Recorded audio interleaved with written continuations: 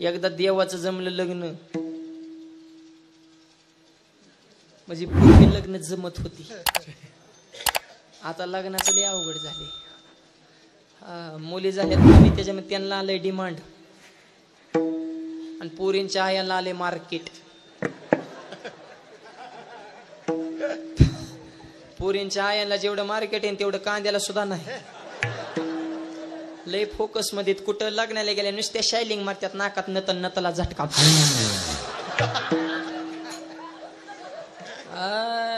आणि ते direct open सांगतात आमची मुलगी कोणाला द्यायची नाही. हा आमची लक्ष्मी सारखी मुलगी जावा विष्णू सारखाच पाहिजे. म्हणलं कसा पाहिजे?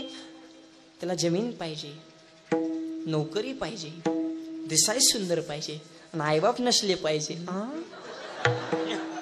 बघा आता आय कुठून नियम काढलाय का? पोरांना सांगतो क्वालिटी ठेवा. Doctor, engineer, IPS, PSI, collector, प्रांत शिक्षक व्हा, आर्मीत भरती व्हा, नेव्हीत भरती व्हा, पोलीस खात्यात भरती व्हा. समाजात आपली क्वालिटी दाखवा. पुरींच्या बापाचा फोन आला पाहिजे तुमचं कधी करायचंय. क्वालिटीला किंमत आहे ना. तू तोंडात मग फुटकाच्यात ना बंद पडका मोबाईल फाटलेले पेंट चोरायला बुड्ढा हबिया जातो, दारू पितो, वाईट वक्त खालतो, आईला उलट बोलतो, बापा डोळं वटरतो. तुला बघितलं तरी DJ वाल्याला घाम सुटतोय. असलं तू प्याले अंग घालीतून कोण पुरीचं वाटोळ कराय मोकळे. लग्न जमन पण क्वालिटीला किंमत आहे. देवाचं जमलं लग्न, विष्णूचं लग्न लक्ष्मी सोबत. लग्न जमलं नाही, लग्नाच्या मंडपाचा प्रसंग सांगतो. पार 5 मंगलाष्टिका झाल्या. आता देवाचं लग्न काय साधं असन का? देवाचं लग्न आहे ते. आपण बारीक निरीक्षण करा तुम्ही, किती गरीब माणूस असून द्या पण पुरीचं लग्न कसं वजनदारच करते. त्याला म्हणा लग्न साधं करा, ते ऐकत नाही. एकदा मी असंच का पुरीच्या बाबा आवाज थोडा रिटर्न वाढवा असा मोकळा करत. परिस्थिती नाजूक आहे, पोरीचं लग्न साधच करा. ते माझ्याच धावलं.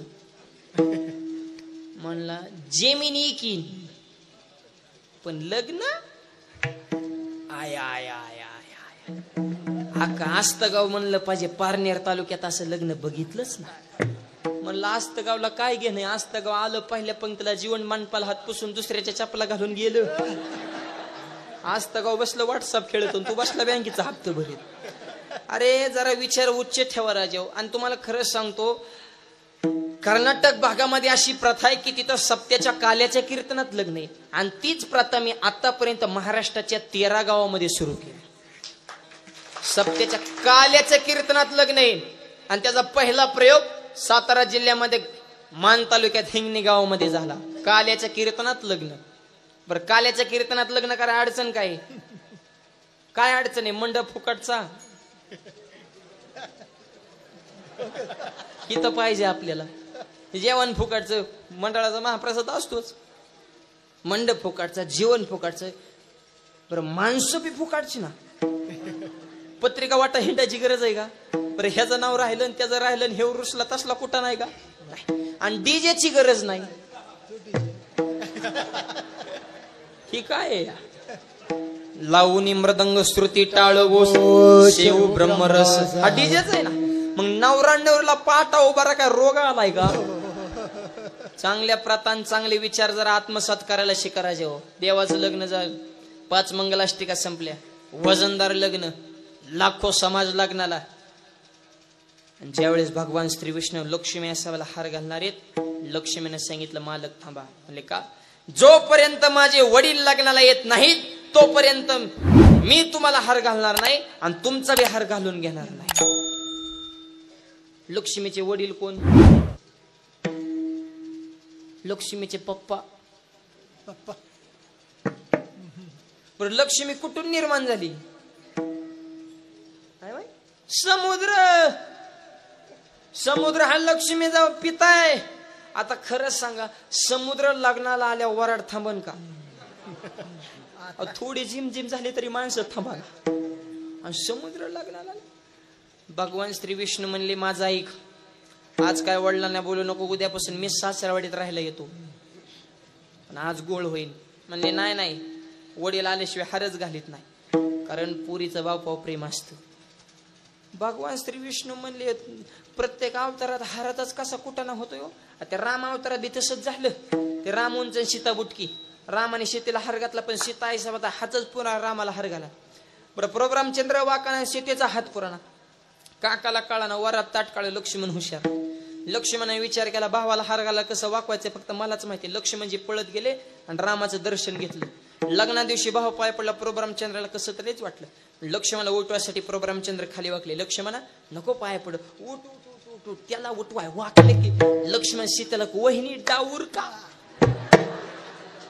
टाका हार. सीतेने तेवढा टपकून हार घातला. आता तसं आहे का ना, आता हात पुरत यात पण नवरदेवाचा मित्र आगाव. लग्न लागलं की नवरदेवाला खांद्या उचलून घेते. नवरीला म्हणतात गाल हार. नवरी म्हणते एवढा मोठा टावर उभा केला आणि ह्याला कसा हार घालायचा. नवरीला आला रागन दिला हार फेकून गेला बामणाच्या गळ्यात.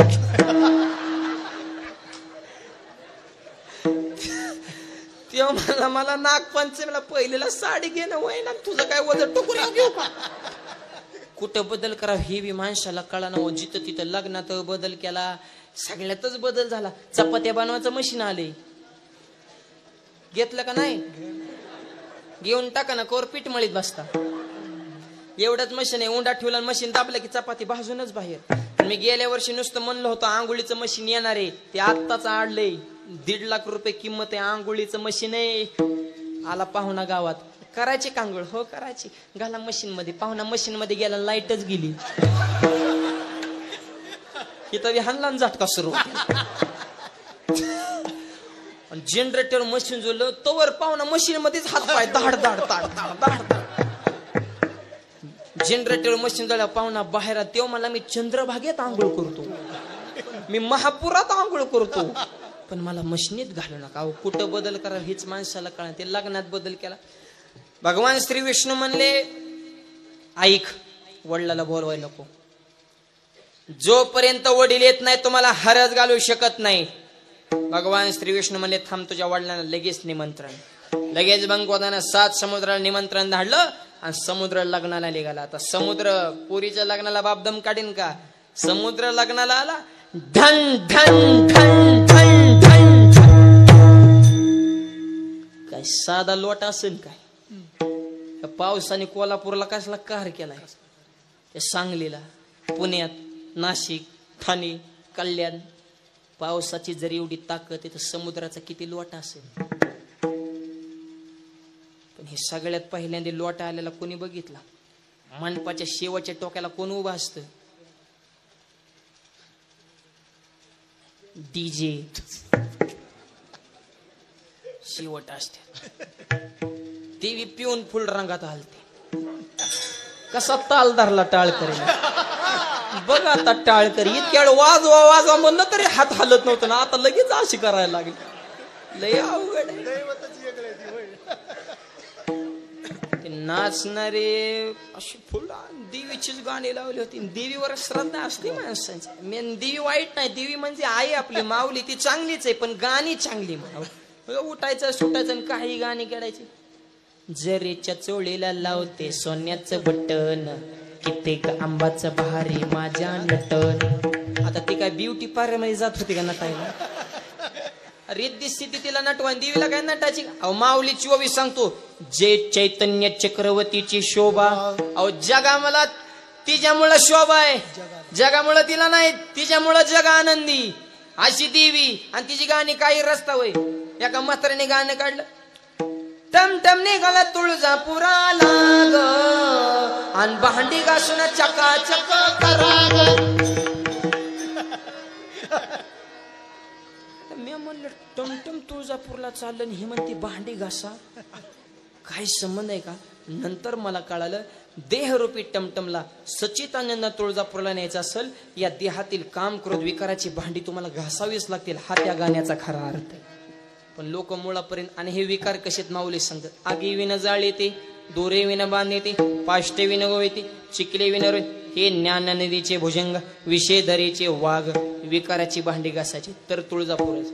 आणि कलुळाचं पाणी गाण्यास सुद्धा अर्थ आहे. कलुळ म्हणजे माणसाचा देह, ह्याच्यातलं पाणी म्हणजे अहंकाराचं पाणी. अहंकाराचं पाणी जर ढावळलं, लोभ नावाचा साप फानाकडे उभा राहतो. हा त्या गाण्याचा खरा अर्थ आहे. पण लोक मुळापर्यंत जात नाही. नाचणारे फुल नाचत होते. एक जणाने महाग बघितलं, ते मला अयो नाचणं म्हणलं येड्या हो, कलुळाचं पाणी राहू द्या म्हणले. महाग बघा समुद्राचं पाणी. जेवायला तर निघाला भाऊ, पण खुळखुळा वाजवणारा जरा आगाव होता. त्याने एका म्हातारीला लावली कळ. पोताला राखण कोण असत, लई ताईट काठी घेऊनच बसते. तांब्या सुद्धा उचलून देत नाही. खरं ह्यांना सीमेवर ठेवाय पाहिजे.